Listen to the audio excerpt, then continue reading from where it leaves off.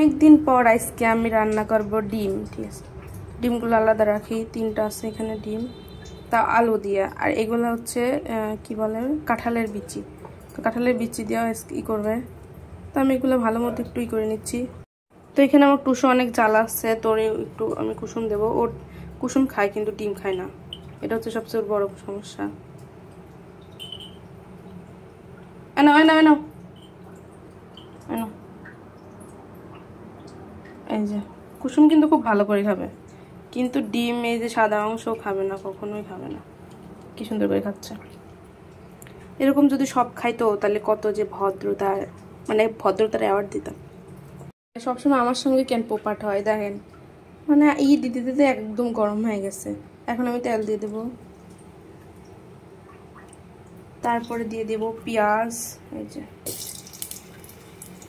গরম হয় না, আরো একটু দিয়ে দেই পেঁয়াজ।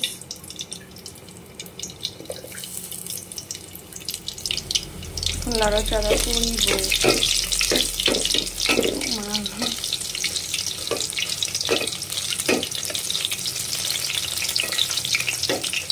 এখানে এখন আমি যে সব বাটা মশলা দিয়ে দেব।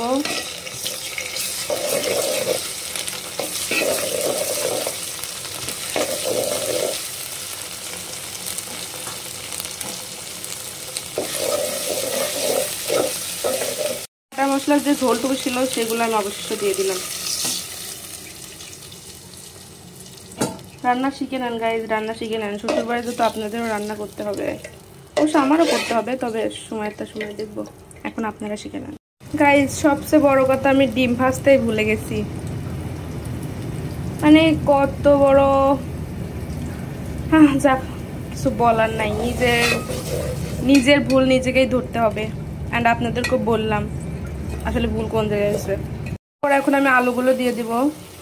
আমি আসলে এইভাবে আগে কখনো রান্না করি নাই, তো আজকে রান্না করতেছি। তো ভুল ত্রুটি হলে অবশ্যই আমারে বলবেন, আমারে জানাই যাবেন। তো কিভাবে কি করতে হয় সেটাও বলে যাবেন, তাহলে আমি সেটা সংশোধন করে নেব।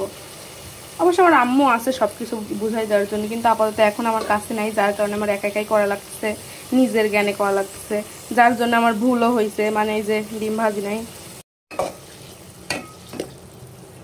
আল্লাহ জানে কেমন কি হবে। এখন আবার লবণও দেই নাই, লবণও দিতে হবে। ভুল যেহেতু করে ফেলছি, সংশোধন তো করতে হবেই। তো এইখানে আমি আর একটা লোয়ারা নিচ্ছি, তো এইখানে আমি আর কি ডিমগুলো ভাজবো। তো একটু গরম হোক তেল, না হলে হচ্ছে আমার ডিমগুলোই হয়ে যাবে, ভাজতে পারবো না, সমস্যা হবে তখন। ডিমগুলো ছেড়ে দিলাম।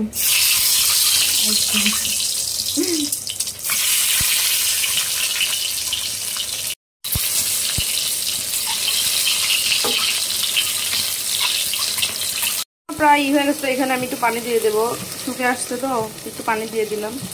আর এখানে দেখেন আমি অনেক কষ্টে একটু ভাজছি, কি অবস্থা দেখেন। মানে এত পরিমাণে শীততেছিল যে কি বলবো। যেহেতু এটা হচ্ছে আমি এখানে রান্না করা হয়েছে, এখানে লাড়াচাড়া হয়েছে, তো একটু পানি পানি আছে, যার কারণে ওইখানে যা একটু সমস্যা হচ্ছিল, পানি ছিটা পড়তেছিল আর সেই ছিটতেছিল তেল। এখন আমি লবণ দিয়ে দিব, একটু বেশি করে দিই। জানি না আসলে এতটুকু কাজে হবেই নাকি। এই তো তরকারিতে বলক উঠে গেছে। এখন আমি দিয়ে দিব ডিম। তো দুইটা ডিম, কারণ একটা হচ্ছে আমি ভেঙে ফেলছি, আগেই দেখাইলাম, যার কারণে এখন দুইটাই ডিম দিয়ে রান্না করা লাগবে। আল্লাহ জানে কেমন হবে। এটা হচ্ছে ডিম রান্নার ফাইনাল লুক। অবশ্য আপনারা দেখে তো বলতে পারবেন না যে কেমন হয়েছে, কিছু করে না। রান্নাটা কিরকম হয়েছে সেটা অবশ্যই জানিয়ে দেবেন, অ্যান্ড ভুল হলে অবশ্যই সেটা আমার বুঝাই যাবেন, বলে যাবেন।